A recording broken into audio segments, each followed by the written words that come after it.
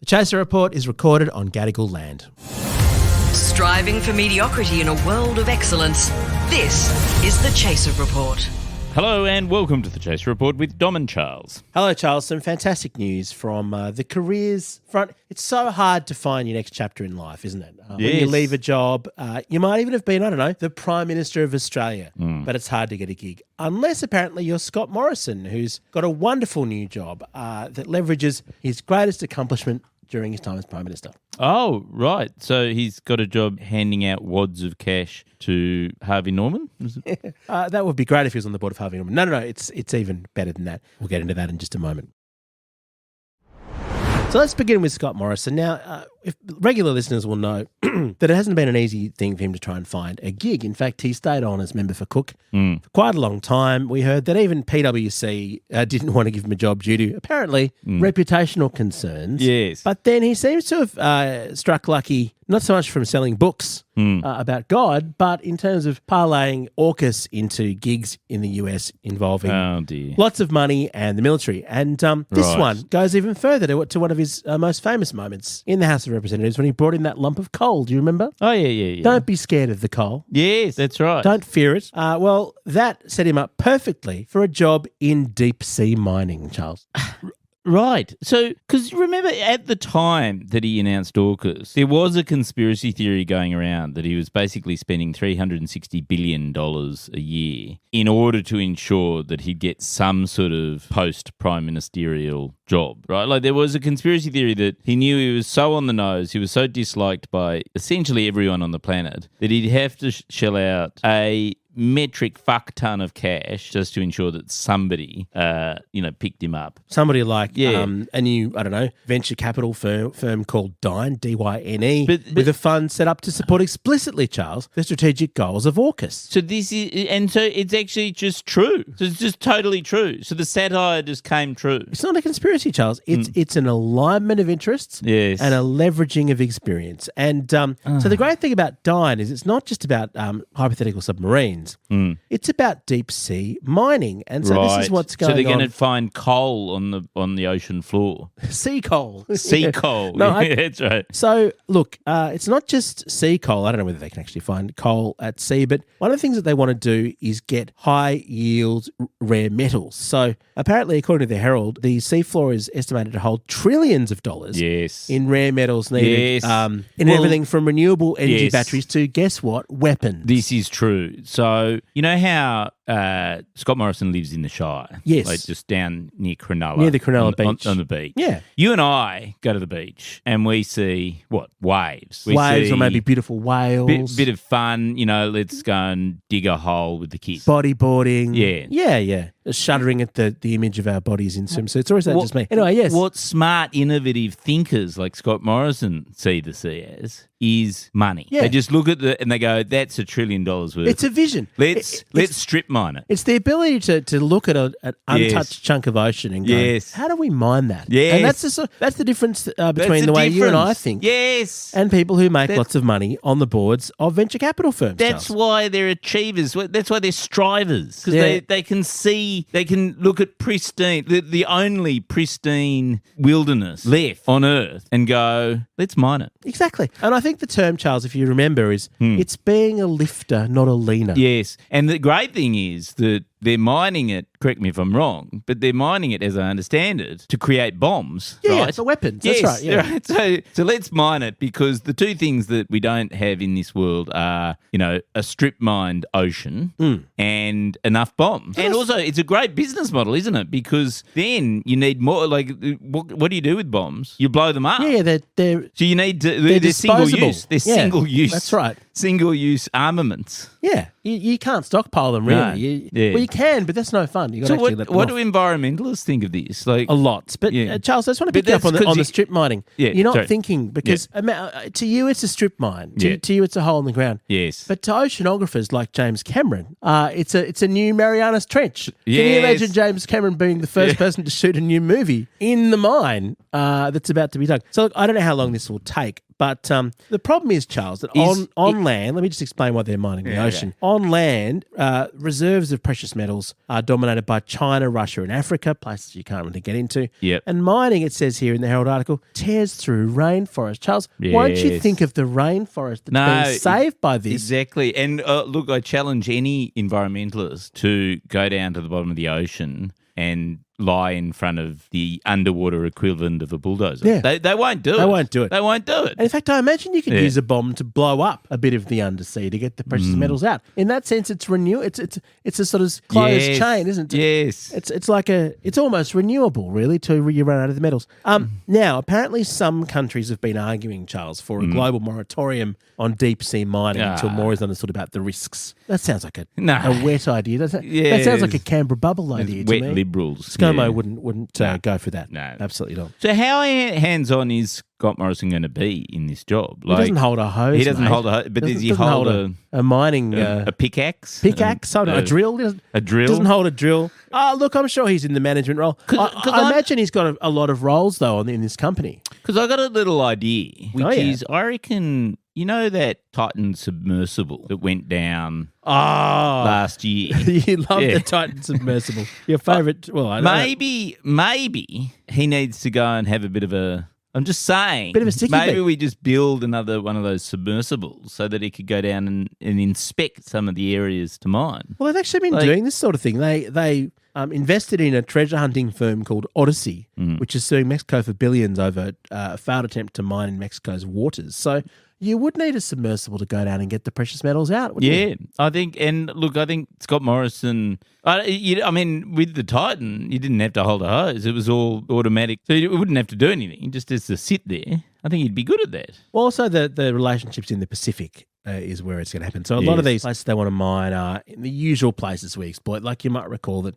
Nauru got strip mined horribly. It's basically a giant wasteland. If you think of the territorial waters, though, around Nauru, Charles, there's the opportunity to do the exact same thing there. And presumably, actually, you know, a lot of these islands will eventually sink due to climate change caused by the sort of extractive mining. And the burning of fossil fuels. The fuels that's that right. Scott Morrison was so proud of. And therefore, the countries themselves won't, that's the only thing that they'll have is the rights to mine underwater. The Herald actually investigated last year, and you know that they're real environmentalists and lefties at the Herald. Oh, God, chaired by Peter Costello, if I recall. Yes. They revealed last year... He was a wet lib. That's right. Yeah. That that Australians are behind the key firms, I'm quoting here, pushing to open the deep sea to mining via private deals with Pacific Islands that will see the lion's share of profits go to, guess who? Who? Private companies and not countries. And I'll get this, Nauru's already going on a loophole to try and be the first place mined. They learned nothing, did they, from what happened on the soil? No, well, they got very rich for a while. Nauru used to be the richest place on earth per capita, because there was 11,000 people. Not so much anymore. And they had a phosphate mine. They used to own lots of skyscrapers in Sydney and Melbourne. What happened to that? Well, they didn't really do much maintenance. And what one Pacific expert I talked to said was that actually they got sort of sold dud skyscrapers. If Australia wanted to get rid of a skyscraper because it was, a bit Dodge Fest or, had concrete cancer or something like that, they'd know that they could always sell it to the Nauruan government. Aren't we just the loveliest? Just awful people. So the one thing I will say, Charles, is that Greenpeace's David Ritter does say that we do need these metals for batteries, right? We need the precious metals. Oh, so he's supportive of he blowing wants up the metals ocean. for batteries. Oh, right. But he also makes the point that what will probably happen is that they'll talk about the clean energy transition, and that will then greenwash the weapons manufacturing, tied in together. So they'll talk about renewable energy, but then make weapons. That doesn't seem like any big companies we know, Charles, does it? So the thing is, this is why I think you've just got to say we should just stop. We should just stop everything. Just stop. The march of technology. That's it. It's over. Just go, we could go get EVs happening and things like that, but, it'll be linked to the arms industry and blah, blah, blah. It's pretty great, isn't it? It's just all terrible. In order to have eco-friendly cars, to have nice things, we have to mine the ocean. You have to have. You can't have both things. Yeah. So I think the argument that I would like to run is let's just stop. Let's just not do anything anymore. But Charles, what's being proposed here in this article, and I'm going to scare you right after this brief ad break. The Chaser Report. News a few days after it happens. Okay, what's being proposed, Charles, and I know this will worry you, is that if we don't do this quickly enough, you know who's going to get there first? Oh, New Zealand. Is it? No. What, who? China. China. Don't say it out loud. Don't say it out loud. It's too scary. China. No. China's going to mine, and you know they've got all those artificial islands in the South China Sea. Yeah, and they've got much better factories that actually are able to efficiently make things. Yeah, and they're already better at electric cars. Yes. They've already, I think, leaped over Tesla. So, I mean, they might just want to sell the cars to us. Yes. No, but that would be a terrible threat. Terrifying. It'd be so threatening. So we've got to give Scott Morrison and his mates the rights to do this, even holding our noses, so that China can't get there first, Charles. Yes, I love it. If not for the environment, if not for war, let's at least do it for racism. Do it out of xenophobia. That's right. Okay. And the thing is, we know we can trust people like Scott Morrison and his business partner in this, as has been for a long time. He's working alongside former US Secretary of State Mike Pompeo. And, you know, anyone from the Trump regime, yes, you know you can trust them in their stewardship of the planet. Oh, yeah. He's mixing with the right people.